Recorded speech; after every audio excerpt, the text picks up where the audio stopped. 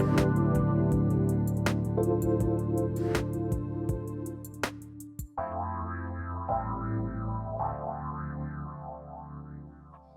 my name is Craig Richardson, and welcome to Mind to Heart. In this show, we take a journey from our logical, critical mind to the powerful heart center where real transformation occurs. My guests help us understand our journeys by telling us about their paths and lessons they've learned along the way. In 1848, two sisters from Hydesville, New York, Catherine and Margarita, lived in a house that many believed was haunted. They began hearing rapping noises at night, and the brave girls decided to rap back. Shortly thereafter, a system of communications developed between the spirits and the girls, and the story received international press coverage. Thus, modern spiritualism was born.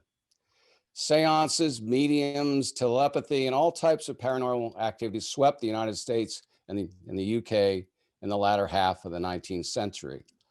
High society people began getting together to try to receive messages and speak with departed loved ones at private homes. This was especially poignant during the American Civil War that took so many so young. Even President Abraham Lincoln and Mary Todd Lincoln held seances in the White House. Of course, not everyone in a predominantly Christian culture accepted this new phenomenon, and many skeptics emerged that attempted to discredit the mediums and those who practiced and dabbled in the art. Others simply dismissed it as the work of the devil. However, some in the scientific community took a more rational approach and began studying things like spiritual entities, life after death, psychokinesis, ESP, table tipping, and mediumship. And the experiments began shortly after the Fox sisters emerged on the scene, and thus the field of parapsychology was born. The Society for Psychical Research was founded in London in 1882 with the goal of organizing scientists and scholars to investigate paranormal phenomena. A similar organization began in the United States. My guest today, Loyd Auerbach, has dedicated much of his life to the study of parapsychology. He received a master's in the field and is affiliated with the Rhine Research Center, a leading parapsychology institute. I met Loyd during my master's at Edgar Cayce's Atlantic University. He teaches intro to parapsychology, and when I first enrolled in the course, honestly, I thought we were going to learn how to communicate telepathically, bend spoons for a semester, and maybe do a little ghost hunting while we were at it. And while we did see some of that, and Loyd understands a bunch of this, having been a magician, is a magician and a consultant to television shows, documentaries, and Hollywood feature films on the paranormal. Yet when it comes to the field of parapsychology, it's a very serious scientific discipline. His course was intensive, fact-based, and followed protocols more strictly than any other scientific discipline. And it has to, since, quote, mainstream science has largely ignored this field and or ridiculed it from the beginning. So now I'd like to bring in today's guest, Loyd Auerbach, to help us understand the field of parapsychology, the paranormal in general, and how it can help with our own journeys as we delve into the spiritual nature of our universe. Loyd, welcome to Mind to Heart. It's great to have you on the show. Thanks, Greg. Good to be here. It's good to see you again. Even when I took your course, there was a lot of misinformation that I had and people have, and I know you've worked with Hollywood. A lot of this comes from Hollywood and the Ghostbusters. So I'd like to begin sort of at the beginning. If you could help us, define. Let's start with paranormal. How would you define paranormal? What do you think it? How do you see it as somebody who's an expert in the field, and what does it include? Well, the word paranormal just means on the side of normal. And, the way the TV shows have actually changed the meaning of that term, which originally was applied to any psychic experience back in the 1800s. Now it seems to only relate to ghostly stuff. And that's actually not the case. And of course, people in the UFO community might use that term for UFO experiences or anything else. So we tend not to, within the field, not to use the word paranormal. We tend to use the word psychic or psi being the 23rd letter of the Greek alphabet that relates to all psychic phenomena.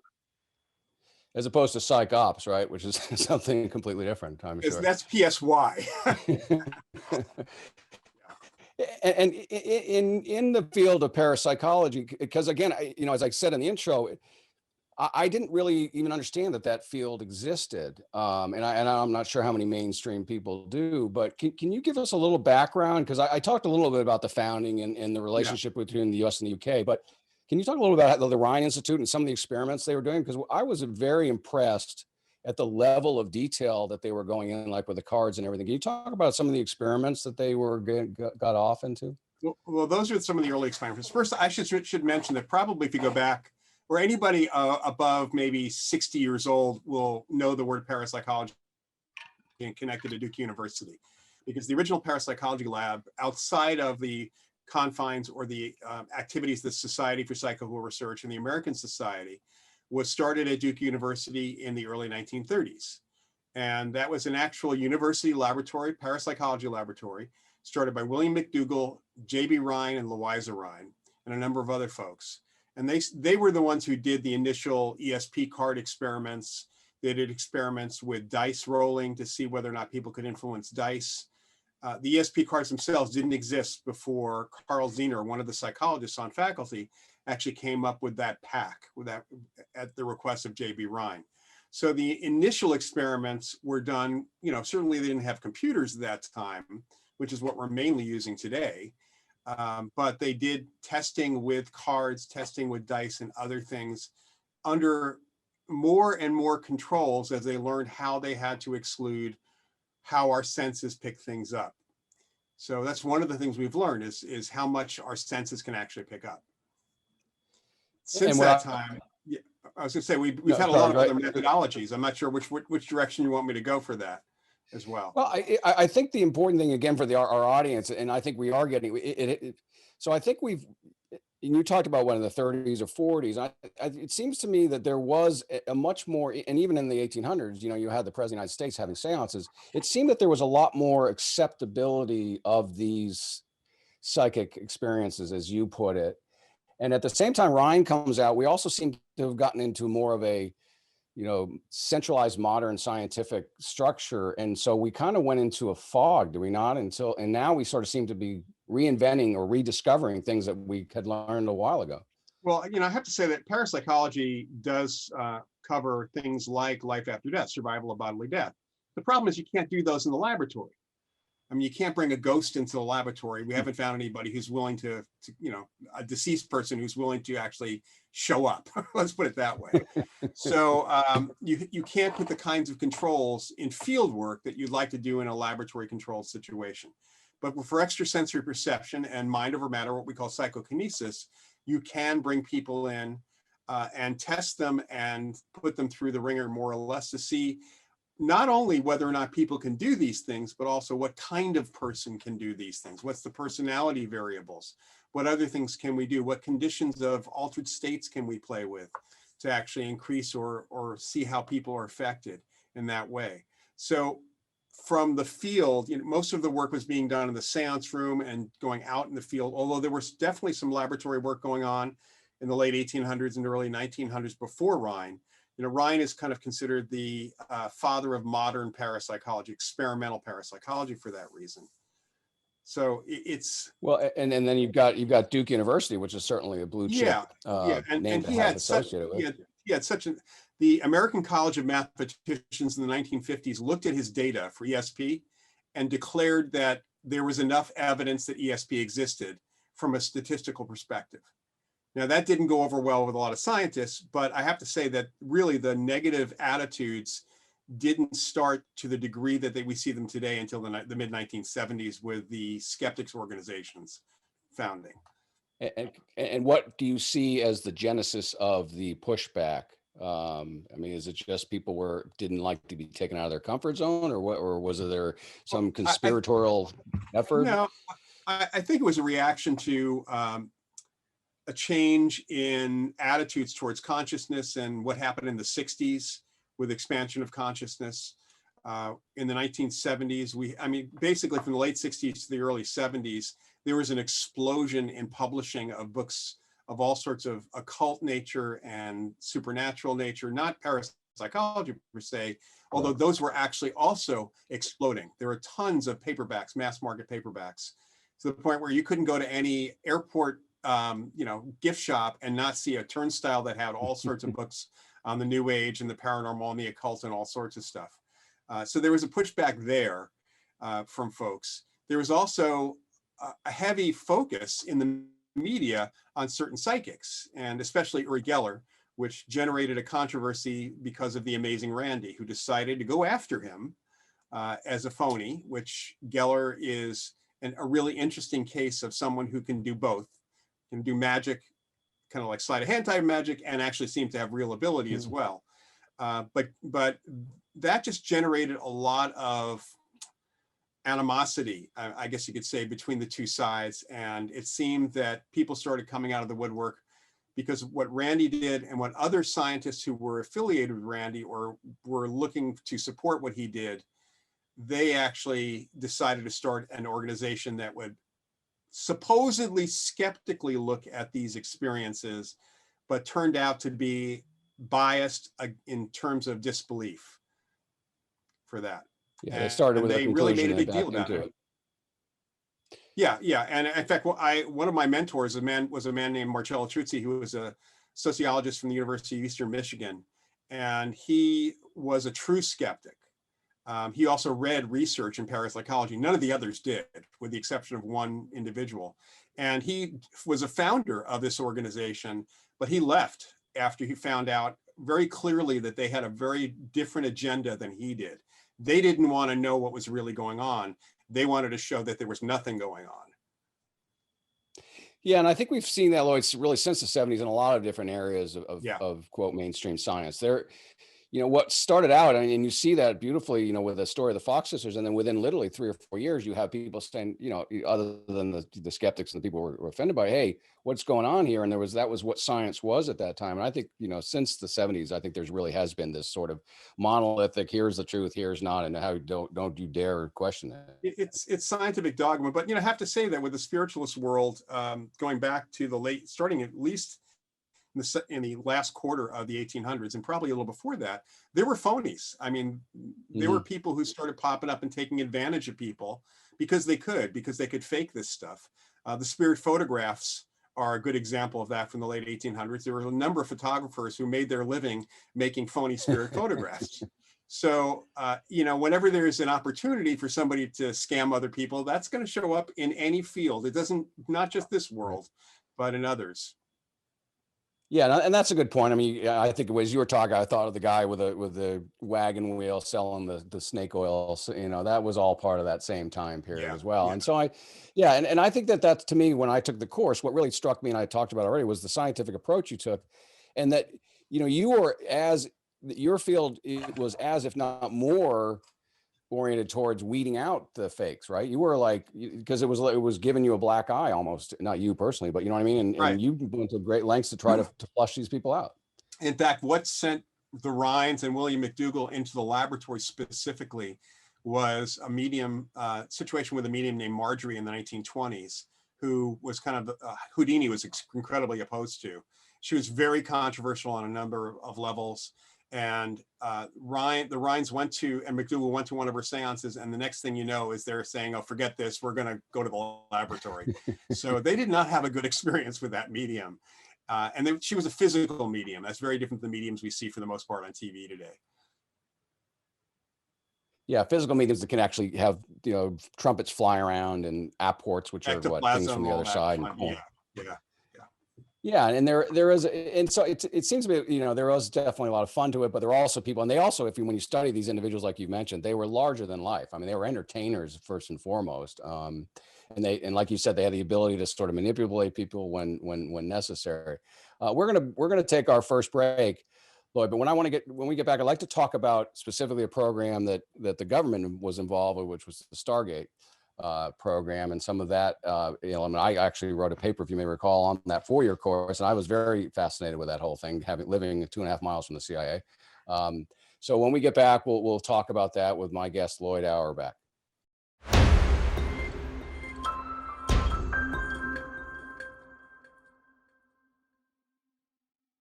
Hi, welcome back to Mind to Heart with your host, Craig Richardson, and my guest, Loyd Auerbach. Lloyd, before the break, you were giving us a great background on parapsychology, and I wanted to get into a specific program, and you can talk a little bit about the background, but as soon as the U.S. government realized that there might be a way to actually use remote viewing or being able to remotely see something where you're not, particularly in the Cold War.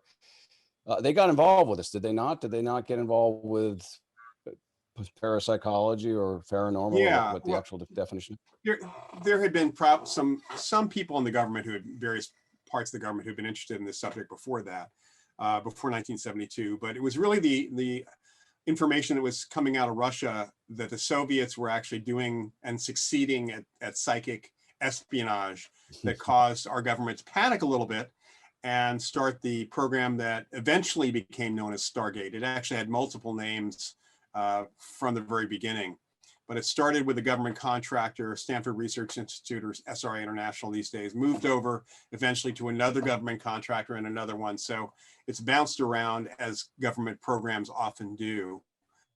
It was started under the auspices of the CIA, but left the CIA after a short time and then bounced around again, but under the auspices of different government agencies, including the Defense Department and DARPA and a few others, and came back eventually for the last 2 years of its existence under the CIA again. But it was a very successful program, depending on how you measure success. For that, I wrote, co-authored a book with the program director, Edwin May, who was the program director from 1985 to 1995 when it shut down. Also, one of our co-authors is Joe McMoneagle, who was the #1 viewer for the program. But our book's called ESP Wars East and West, but it's also the only book that actually covers the Russian side of the story too. We have contributions from the Russians who were involved. Oh, that's a great way to do that. And can you explain a little bit exactly? I mean, I know, some people may or may not be familiar with a remote viewing. And what exactly were they doing?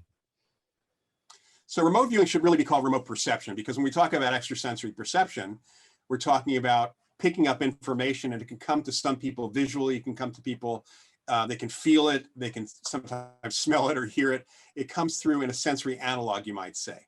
It became known as remote viewing because human beings have such an emphasis on sight.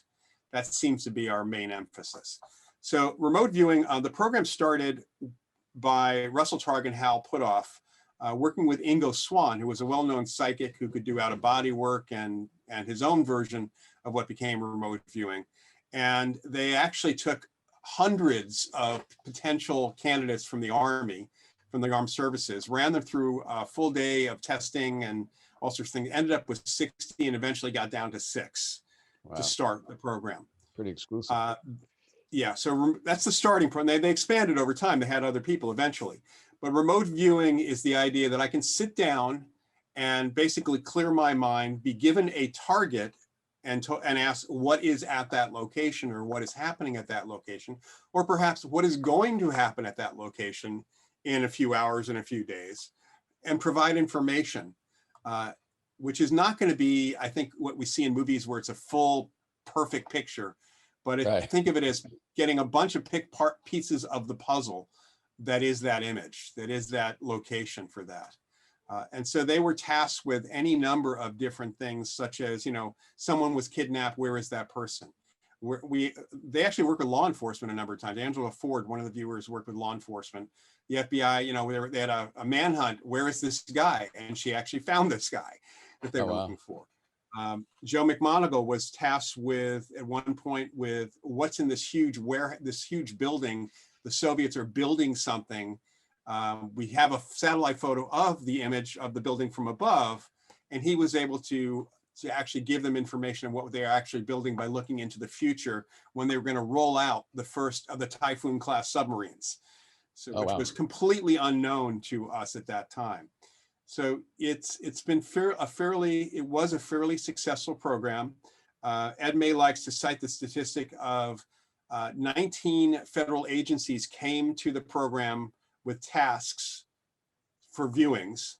17 came back multiple times. Wow. So when people on the other side, and the skeptic side, will say that it was not successful.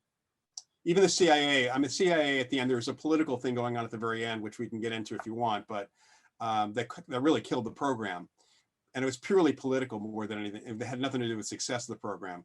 But Ed's comment is, if you go to a restaurant, 19 times, or you have 19 people go into a restaurant and 17 of them keep coming back, but 2 of them didn't like it. Is the restaurant a good restaurant or a bad restaurant? Yeah. Yeah, it depends on which side of the street, right? You'll focus on the two. I was going to ask you, so you can get it maybe in a little bit, because anything, particularly in the spy world, that seems to be successful, you would think, and being sort of a CIA watcher, I wonder whether or not they're still doing it in some capacity. But I was wondering if it was successful, why they would have gone away from it, or was it just that old-fashioned gumshoe spying was more efficient? I don't know. Well, I think today spying is probably more efficient in some respects. They got more satellites. They had at that time, at that time, the statistic on actionable intelligence was about 15% from traditional methods. So 15% is not great. Yeah. The statistic on remote viewing provided, the problem is that a lot of remote viewing didn't provide actionable intelligence. It provided intelligence, but can you act on it is a big question. Depending on which government oversight person, Ed published 4 volumes of the Stargate archives, which are material directly that has been declassified, some of which has been unredacted through an interesting process. And the successes, according to certain government officials, was actually higher than Ed thought. Ed thought there was 45% of actionable intelligence they had. This one government official put it at 85, and Ed has disputed that, even though he'd liked it to have been 85. But a lot of times they didn't hear back as to whether anybody acted on it. So they would get this request for information, and then they would be told just simply, oh, good job, guys, it's good information, but did anyone act on it? They don't know for some of the incidents. Yeah, I remember reading Joe McGonigal's book, and he sort of said, yeah, some of the higher ups, they were a little bit leery of going, and they would say, well, where'd you get this information? Oh, well, some guy in a back room somewhere just drew it on a piece of paper. You can't really go right, to you can't go to the president of the United States with that and tell him to drop some bombs here. So, but I think a lot of times they had to have a second point of corroboration. Yeah, that's right. I remember that. I do remember that submarine story, and I think as I recall, what it wasn't anywhere near the water, I think, was part of the issue, was it not? And they're like, what are you, crazy? There's no submarine. Yeah, it was pretty far away from there was a channel that they had dug, but it was not like directly next to one of the seas or big lakes or anything. Yeah. Well, I'd like to also talk, so that's a segue. And you said about 1995. Where would you see, and that almost, and I know it's not quite directly related to parapsychology, but that was probably almost a pinnacle, wasn't it? You had a government agency involved. You were doing, it was real intelligence work that was having, like you said, a pretty high efficiency rate, or in terms of actionable. Where has the field and all that gone since then? I mean, maybe the program itself, and then parapsychology in general. That'd be about 20 years ago. Well, for one thing, one of the things that I think Target Put Up for Smart doing, and others that were involved in the program did, they didn't just do top secret research. So the tasks themselves were top secret, but they were also able to do remote viewing experiments that were published in Parapsychology and other journals, or talked about at the Parapsychological Association. They just couldn't talk about the specific, that they were doing government research or that they were doing top secret research until the program ended. So remote viewing has been repeatable, has been replicated under enormous number of control conditions by various people. It has been used to find archaeological sites. It's actually had real application in the world besides psychic spying as well. Mm-hmm. And there is quite a bit of that still going on, that application of remote viewing in the corporate world, in the science, for some scientists and researchers, for that side of things. Even in the financial world, to some extent, trying to do a form of remote viewing that seems to be paying off somewhat in terms of doing investment. And that's been, it's a separate from the kind of remote viewing I described before. There are also a lot of people who claim to have been. Excuse me, I say there are also a lot of people. Yeah. Go ahead. Sorry, I was gonna say there are a lot of people who are claiming to have been part of the program, successful part of the program, who may have been there but washed out pretty quickly. Didn't do very well, but they're trading on the fact that they were part of that program, and some of them have their own methods of teaching remote viewing, which is sometimes really expensive. Ed gets very upset with Ed May, and I think Joe McMonagle will also get really upset when they hear somebody charging $3,000 for a remote viewing course, when in fact you can teach people that a lot faster than what they're talking about, and cheaper. Yeah, I was actually at the Arthur Findlay College for a week in September 2019. And we did some of that. And that was actually, for me, the whole week, that was the most, I had never done it before. And I was actually able, with a partner who was across from me, basically describe her entire apartment. We went to this, and she's like, that actually her grandmother's apartment. I even had the sewing chest on. I mean, it was pretty remarkable that we have these types of abilities within us. And I wonder what would happen if we actually encouraged our school children and other things to try to be more perceptive and more intuitive from the get-go. Maybe they wouldn't maybe they wouldn't have to Google things so much. They could just do it up in their mind.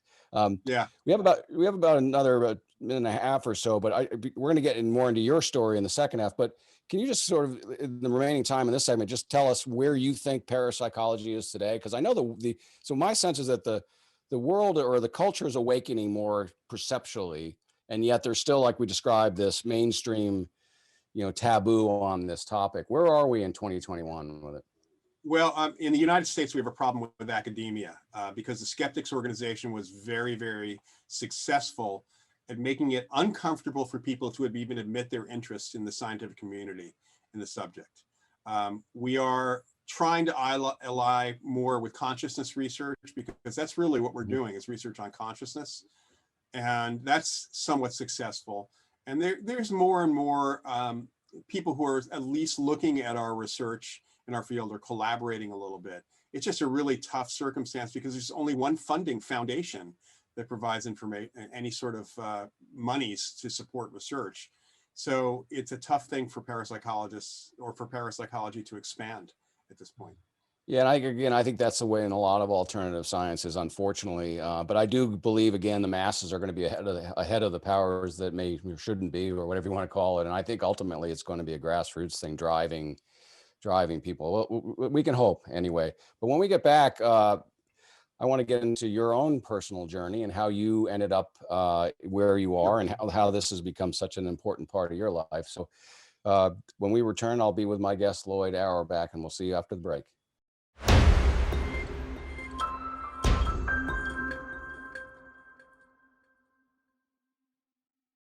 Hi, welcome back to Mind to Heart with your host, Craig Richardson. My guest today, Loyd Auerbach. Loyd actually does a Facebook Live every other Sunday, and it'll be this Sunday at 8:30 Eastern Time.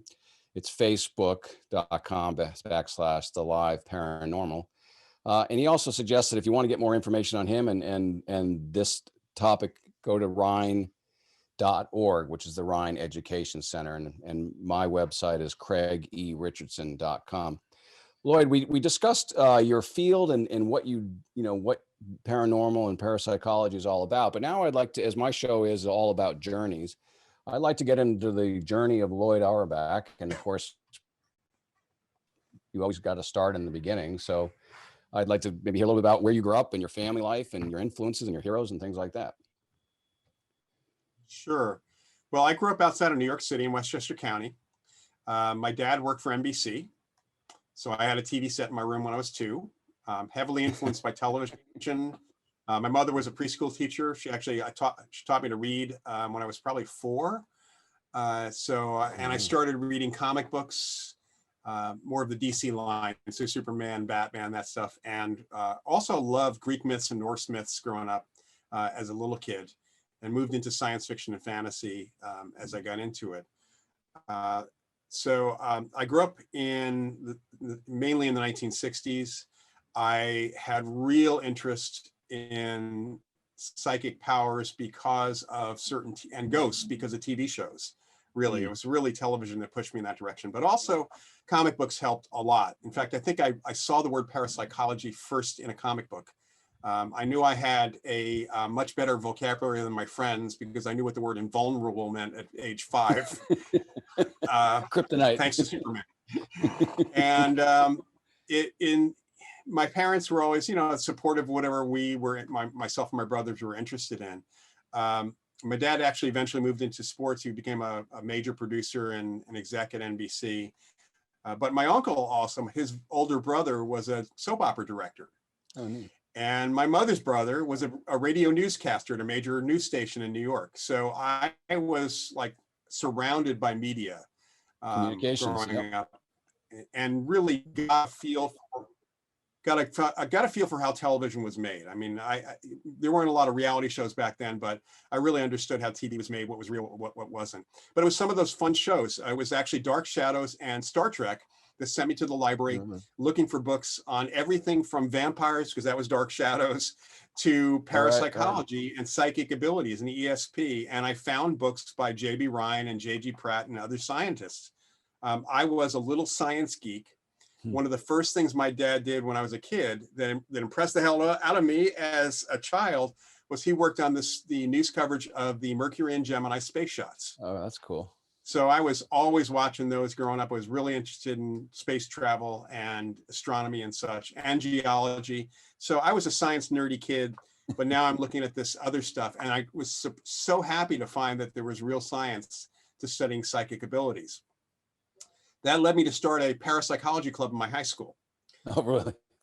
In Elmsford, New York. Yeah, I had a couple of teachers, one of whom was a physics teacher who was originally from India, was very interested in the subject, had his own out-of-body experiences and other experiences as well.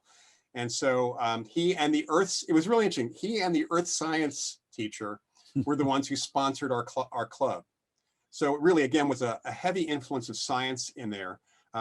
The universe kind of pushed me in this direction. One of my neighbors, the mother of one of my brother's friends, was actually a yoga teacher, and one of her students was Montague Ullman, who did the dream telepathy studies at Maimonides Hospital, who lived about a mile and a half from us. Oh, sure. So I got introduced to him. I got introduced to him. He introduced me to Gertrude Schmeidler, another parapsychologist who lived in the area. So this is all when I'm a teenager, mind you. I got to meet Hans Holzer, the famous ghost hunter, because he was working in the same building as my uncle, the radio announcer, newscaster.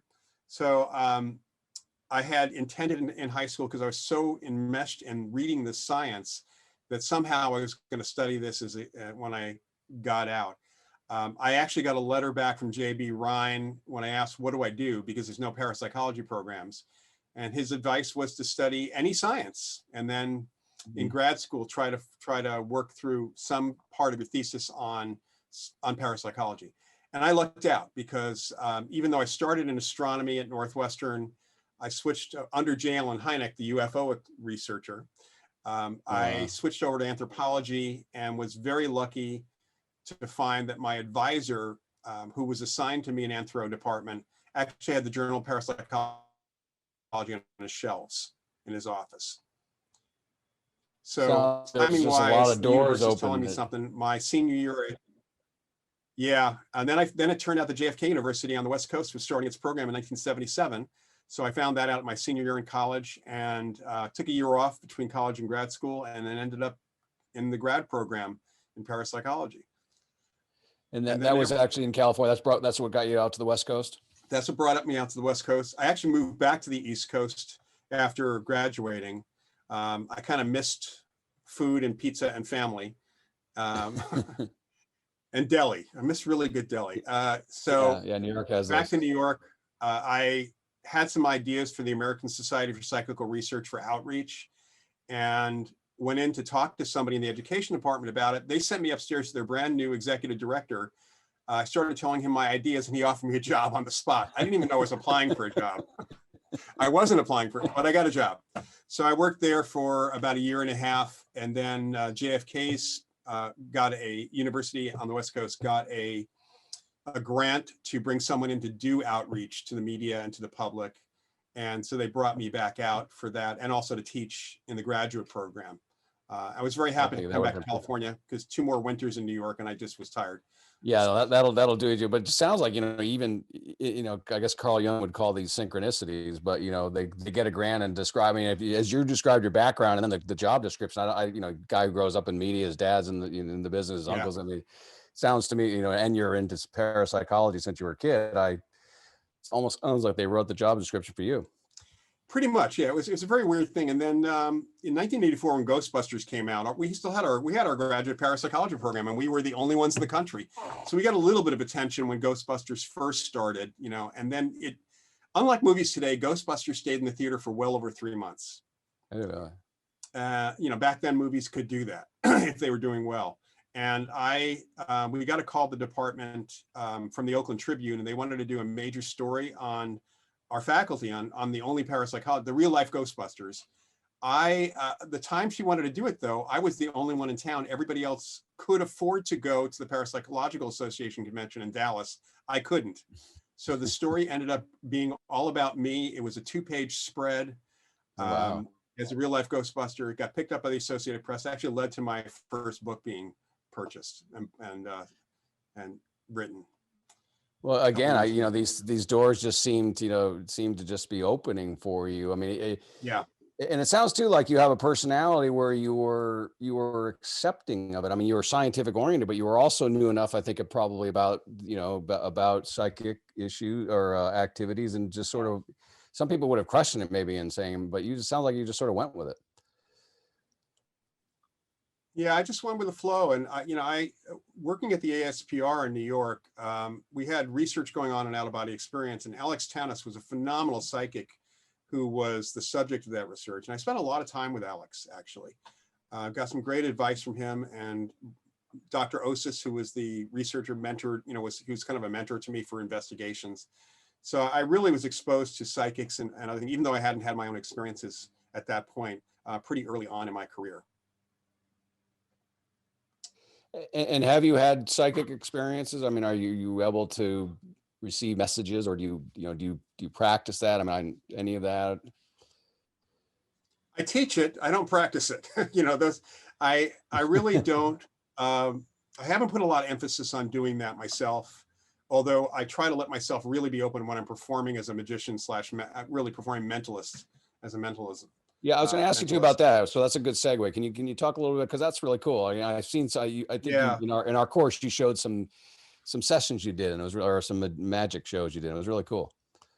So one of the courses we actually had in our graduate studies was called The Creation of Illusions, and it was about psychic fraud. It was taught by a local magician, and our department chair, John Palmer, felt it was important for researchers to understand something about magic and what its possibilities are and the psychology of it. And I was bartending my way through grad school at the time, so I immediately started doing magic at the bar and making some what better place to do it? Yeah. Ended up joining the Society of American Magicians, and I started performing. I love performing. I'd done a little comedy in college, so I was doing comedy magic. Eventually, Marcello Truzzi, who I mentioned earlier in this hour, my mentor, said, "You need to switch to mentalism. You need to be a little more serious. Stop doing the comedy clubs." And so I did end up consulting with various researchers, because I was a performing magician and I spent a lot of time learning stuff as well in the 80s. And then I switched to mentalism around 1989, thanks to Marcello. Eventually joined the Psychic Entertainers Association, which is an international organization. And I was president of that organization actually for a few years, starting in 2001.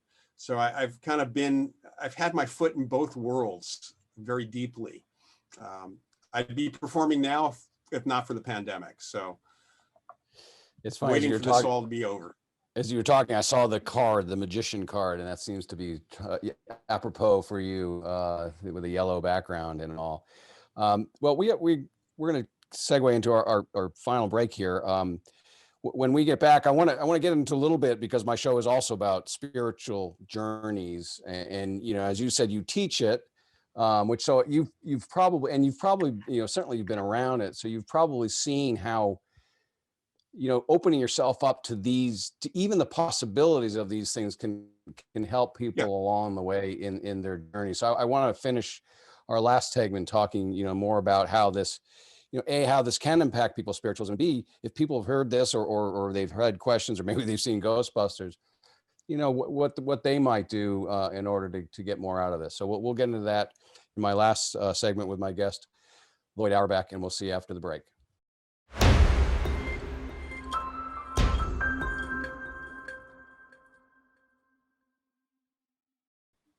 Hi, welcome back to Mind to Heart with your host, Craig Richardson. I can be found at craigyrichardson.com, and I'm delighted to have my guest, Loyd Auerbach, here for our last segment. Again, he runs a Facebook Live every other Sunday. It'll be this Sunday, which is facebook.com /the live paranormal.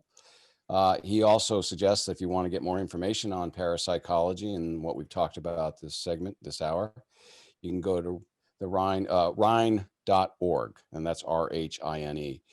Loyd, as I said before the break, so many people in my show is all dedicated to spiritual journeys, and I've had my own where, I came out of the Catholic world not that long ago, and there is actually a lot of this in that world. There are a lot of orders, and where people have. There's actually, it's in the Bible, where King Saul, who had banned psychics, actually went to one to figure out who this young upstart king, who ultimately became King David, was. And I'm convinced that the Vatican has been using psychics forever. But what do you see? And I know you said you're an educator, which you are. How do you see what we've talked about today impacting people spiritually as we get into this time of awakening? Well, for one thing, one of the main implications of psychic ability is interconnectedness. That our consciousness, our spirit, our soul, whatever you want to call it, is connected directly to the environment, not just our physical bodies. There's much more to us than mainstream and other sciences are telling us. We have, I can't say limitless possibilities, but we have the ability to kind of reach out beyond our normal immediate zone, you might say. The other piece that parapsychology studies, because we do study the idea of consciousness surviving the death of the body, are the implications for afterlife, for life after death. I work with a foundation called the Forever Family Foundation. I'm president of that organization, nonprofit that supports the work of spirit mediums and scientific research looking at mediumship and other evidence for life after death. And from a spiritual perspective, that's what that's all about. I mean, you don't have to take it from a spiritual perspective. You can take it from a purely intellectual perspective, but these experiences have a true emotional impact on us as well, especially if we absorb the idea that this is connecting us to the world. Now, that's not necessarily a good thing for everybody, because you can be overwhelmed. One of the things that we have to teach people is how to make sure they can shut themselves down too, because you don't want to be too open. You don't want to be getting information bombarding you from all directions beyond the information that's already bombarding us in real life. Yeah, right. So there are ways to actually do that. So it's a process to learn how to open up. You were mentioning kids earlier. Kids are more psychic, but then we shut them down. The education system shuts them down. Science shuts them down. Religion shuts them down. Sure. Kids would be more open, connected to things if they were able to explore the experiences that they are already having. So it's something that it's going to require a major shift in society to be able to accept this. And then you have people who are very afraid of these abilities. I've had skeptics, the disbelievers, say, they don't even want to believe that this is possible. Yeah. Because if suddenly the world could do ESP, then their deepest, darkest secrets would be gone, and I always have to point out to them that it's not a switch to turn. It's not going to happen overnight. And we also know how people can block this stuff. I mean, it's not that hard to do that. So I said, your secrets are safe, although I'm sure that you probably do want to keep them hidden. Yeah, that's true. And I think, when you get into that remote viewing, people are like, oh my gosh, what are they going to see? But, it's interesting too. And I grew up a little bit later than you, but not much. I was more in the late 60s, early 70s. And I remember you talk about the children and the play. And as you were talking, I was thinking of, I was a big Winnie the Pooh fan, and just remember reading those books, and it really was like you could put yourself into the scenes back then. And and I think as a kid, you really felt you were in that, with me, it was the Pooh Corner, and I knew those, and I think we've lost a lot. And some of it's because, Hollywood got fairly commercialized, and I love what they do, but in some ways they almost said, here is what you should do, in opposed to allowing kids to have free thought and free play. And I think that's an important point. One other thing about kids I want to go, and I should have brought it up earlier. So isn't not another area of parapsychology where they interview the 2 to 3 year olds who may have had past life experiences? Yeah, so one of the areas within the research on survival of bodily death is reincarnation, the idea of reincarnation. And the University of Virginia has kind of pioneered the process and done most of the work interviewing kids of between 2 and 4 years old who talk about a past life, who remember spontaneously. This is not hypnosis. This is not with adults. These are kids who sometimes, not always, but sometimes have incredibly factual information that can be verified, tracked down, even if the family has no connection to those people from that past life.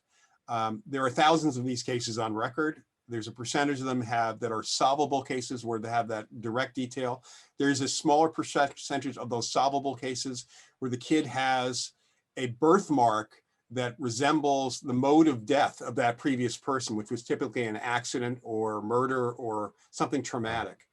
And, for us in the field, it's a really interesting thing because let's just say there's no reincarnation. What in the world is that? And the very fact that science refuses to look at those cases, forget about the reincarnation piece, but they don't even look at those cases because they're biased against anything that smacks of spirituality or possibility that there's something more here. And that's a real unscientific attitude. That's just not an approach that's correct. Yeah, and I think it's also really damaging to the masses, because in fact, if we are body, spirit, and soul, they're sort of saying that this third piece, which in my opinion is the most important, doesn't exist. And then as you said, we've been, quote, trying to figure out whether or not reincarnation exists, and there's some pretty strong evidence that it doesn't. And like you said, it's scientifically based. Yeah, and I think that has huge ramifications for everything. Yeah, in science, unfortunately, most of Western scientists are from a materialist standpoint, and that particular philosophy, you look at the evidence and you're not going to look at the possibility that it's reincarnation. You're not going to look at the possibility that survival, because that's not what your philosophy says. And what needs to happen is people need to be more open to other possibilities. I mean, we just had a particle confirmed. It was the second time it had been seen that seems to violate the laws of physics. The first time was in the early 2000s. And there's a huge uproar about this, but if it's going to change the laws of physics at the quantum level, it doesn't affect the macro level the way we think of it. But there's a lot we still don't know. And to not study these experiences, regardless of whether it's a ghost, reincarnation, ESP, or whatever else, not studying them is highly unscientific and does a disservice to us as human beings. Yeah, like I said earlier, I think unfortunately there's a lot of that across a lot of disciplines. And I just think, and as I said also earlier, I think that I'm a case in point too. I never would have gotten to this, and then I did get in it. And you had your own way. You came in through a scientific and an interest in, in some of the comic books and stuff. But I just think that and you mentioned consciousness, and I think that might be the middle ground where people settle, because and now the Eastern philosophy is coming in, and you mentioned that some of your mentors have been from the Eastern philosophy, and I think we're just in a much bigger soup now. It's not just Western anymore, and I think that's a healthy thing. Yeah, I think it's also very healthy that even though we don't have an agreement of what consciousness is or where it resides or what created it, there is enough interest in a variety of sciences across the board of studying this idea of consciousness on its own, whether it's in the brain or not. I think that's the direction that our field is also looking towards, that direction, because what we're presenting are experiences or phenomena of direct consciousness. ESP is connecting directly with the world around you. And one of the implications of our field, which is scary to people, is that we may not be as much individuals as we think. We are actually influencing the world in more ways than we think, and we're connected to people in more ways than we'd like. Yeah, and ultimately, is it not there's a very strong spiritual and philosophical thing that says we're all connected, we are all one, we are all, and this isn't necessarily out there. This is true. We're all energy and we're all interconnected, and I think that's what consciousness helps show. And I think it's helpful too, excuse me, spiritually, because there's a lot of lonely people out there, right? And if they suddenly realize that we aren't alone, that we're not sort of our own, having a body experience all out of context, I think that's a healthy thing, in my opinion. Yeah, no, I would agree. I would definitely agree. We're all part of the force. Yeah, let the force be with you. Anyway, we have about another minute or so, and I wanted to just kind of give you an opportunity before I close out here to leave us with any parting thoughts. I really appreciate you taking the time today. It's been a very, very interesting and educational experience. But what great pearls of wisdom do you have for those? I think stop paying attention to the paranormal TV shows because they're not what anybody really does, and really look into good sources of parapsychological work. Start with the Rhine Center, rhine.org. We're actually starting our next courses in a couple of weeks, and I am teaching a course on the evidence for life after death. Oh, so that's going to start on May 6th. So if you go to rhine.org and click on the education link, you'll see that. You can follow me on Twitter at Prof Paranormal or at Loyd Auerbach, either one. But I'll mention that if you're really interested in different aspects, the Rhine Center is a great place to start. There are links out to other organizations, and I'm always happy to answer questions for people. If they want to just send an email to profparanormal@gmail.com, as in professor. So profparanormal@gmail.com.